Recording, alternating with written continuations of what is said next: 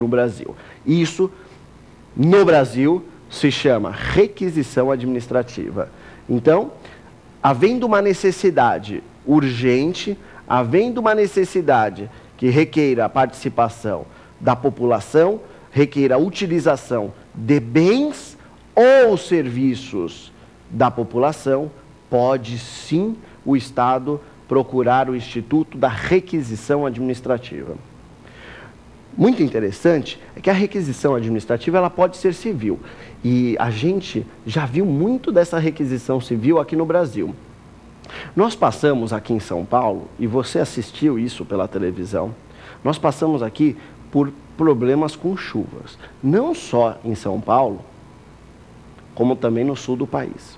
E você sabe, chuva, enchente, sem terras, desabrigados, pessoas passando necessidade, aonde o poder público vai colocar essas pessoas?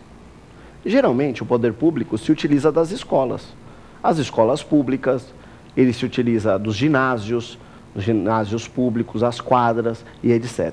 Só que às vezes estes bens públicos são insuficientes para atender a necessidade da população. E você sabe muito bem disso. Nestes casos de insuficiência, o que o poder público pode fazer? Ele pega a população, não deu para colocar tudo nos bens públicos, pega uma parte da população e coloca onde? Na propriedade privada. Põe na propriedade privada. E se trata de uma emergência. Então, quando coloca na propriedade privada, o que ele faz? Ele faz a requisição administrativa. Professor, a requisição administrativa pode causar danos? Pode sim causar danos. Portanto, neste caso, ela será indenizada. Nesse caso, a requisição será indenizada. Causou danos ao proprietário, ele terá direito a uma indenização. Perfeito? Eu queria lembrar também, só mais um detalhe. Na requisição, também pode ser militar. Você que tem 18 anos, você não vai prestar serviço militar obrigatório? Professor, serviço militar obrigatório é o quê? É requisição administrativa militar. Pronto, você vai se doar para o serviço militar obrigatório e vai prestar serviços para o Estado. Isto é o quê, professor? Isto é também requisição administrativa. Veja que a requisição pode cair tanto em bens como em serviços. Muito importante. E o militar, ele recebe também, se prejudicar o dia inteiro dele, né, ele vai receber também uma certa remuneração por conta deste serviço prestado. Ok? Para o Estado. Ótimo. Já superamos, então, desapropriação, já superamos servidão administrativa, já superamos requisição administrativa. O que falta? Falta só a limitação administrativa. Professor, limitação administrativa, o que é? Limitação administrativa é um ônus imposto a todas as propriedades de forma geral e abstrata. Professor, não entendi nada. O que significa ônus geral imposto às propriedades de forma geral e abstrata? É tipo uma norma. É tipo uma norma jurídica. É como se fosse uma lei. É mais ou menos assim. Nesta zona aqui, só pode construir imóvel residencial. O que significa isso, professor? Significa que essas propriedades não podem se dedicar nem ao comércio, não podem se dedicar nem à indústria. Professor, então, a limitação administrativa é uma regra geral imposta a todos, portanto, se é imposto a todos, não cabe qualquer tipo de indenização. É isso? É isso mesmo, porque não é um proprietário específico que vai sofrer essa limitação, são todos os proprietários. Olha só, a limitação administrativa é sempre uma obrigação de não fazer. Proprietário, não faça isso. Proprietário, não construa um muro na frente da sua casa. Proprietário, não construa próximo à praça. Você tem que fazer um espaço para começar a construir. Proprietário, não construa imóvel alto perto de aeroportos. Proprietário, não dirija o seu carro no dia de rodízio. É sempre uma obrigação geral para todo mundo que se encontra numa dada condição. Por isso, não permite indenização. Tudo bem? Isto é limitação administrativa. Aí você vai me perguntar, professor, você já falou de todas, só que você esqueceu do tombamento. Não, eu não esqueci do tombamento, eu já falei do tombamento. O tombamento, ele vai se inserir dentro da servidão administrativa.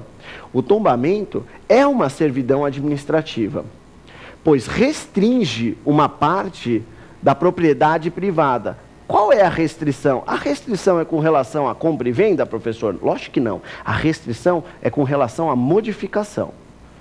No tombamento, você não pode modificar o seu imóvel. Para quê? Para preservar o valor histórico e cultural deste imóvel. Faz parte do patrimônio histórico da coletividade. Então, ele tem que ser preservado. Você, então, perde o direito de quê? De modificar o seu imóvel. E esse tombamento, ele gruda no imóvel. É eterno. O resto da vida você não vai poder modificar o seu imóvel, não só de sua vida, como a vida futura também. Ok? Então, é perpétuo.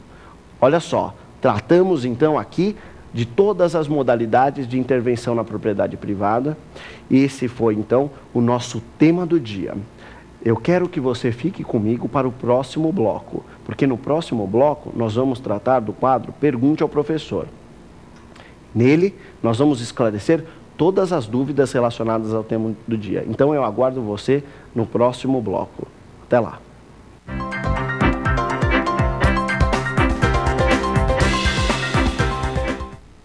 Já retornamos com o programa Prova Final. Agora, com o quadro Pergunte ao Professor. Neste quadro, você também pode participar do nosso programa. Não se esqueça, você pode mandar e-mails para a gente. Por que você não mande o e-mail para o e-mail provafinal@rfg.com.br? Porque dessa forma, você também consegue esclarecer as suas dúvidas a respeito do tema do dia. E sem perder mais tempo, já vamos primeiro à nossa primeira pergunta deste quadro. Pergunte ao professor. Por favor, solta a pergunta aqui no plasma para mim. Professor, o que é desapropriação indireta? É uma pergunta excelente. O que é desapropriação indireta? Bom, a gente já sabe qual é a desapropriação e como ela funciona. Só para resgatar. Desapropriação é quando o poder público precisa da sua propriedade. Quando o poder público precisa da sua casa, por exemplo. O que ele faz? Ele faz um ato administrativo chamado declaração de desapropriação. Ele declara um decreto de desapropriação e aí lhe paga uma indenização e transfere a propriedade para o patrimônio público. Quando transfere a propriedade, ele pode usar a sua casa para construir a obra pública. Mas nós sabemos muito bem que, às vezes, o poder público, ele não age dessa maneira tão correta. Às vezes, na maior parte das vezes, as desapropriações são corretíssimas. Mas tem alguns momentos, tem algumas fases que o poder público acaba se esquecendo um pouco dos direitos individuais. Isso às vezes acontece cá entre nós também acompanhamos os jornais e já observamos que isso realmente acontece. A desapropriação indireta, pelo menos as experiências que eu tive na vida prática como advogado, elas acontecem muito quando se trata às vezes de construção de estrada. Vamos pensar num caso concreto. Imagina a estrada vindo, a estrada está vindo, a estrada está sendo construída e você sabe, processo de desapropriação, às vezes ultrapassa de um município para o outro, às vezes demanda certas obrigações que o poder público não faz e a estrada está vindo e em frente à estrada o imóvel não está desapropriado. Só que a estrada vem naquele ritmo constante de construção e acaba passando por cima da propriedade privada. Em outras palavras, o imóvel não estava desapropriado. Foi lá o poder público e passou por cima com a estrada. E agora, o que aconteceu? Aconteceu o que chamamos de desapropriação indireta.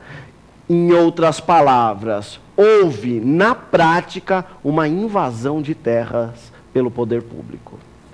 Professor, invasão de terras pelo poder público? Exatamente. Você que tem a sua propriedade, estava lá usando a sua propriedade, de repente, da noite para o dia, Acontece que a estrada passou por cima de sua propriedade e lhe retirou de maneira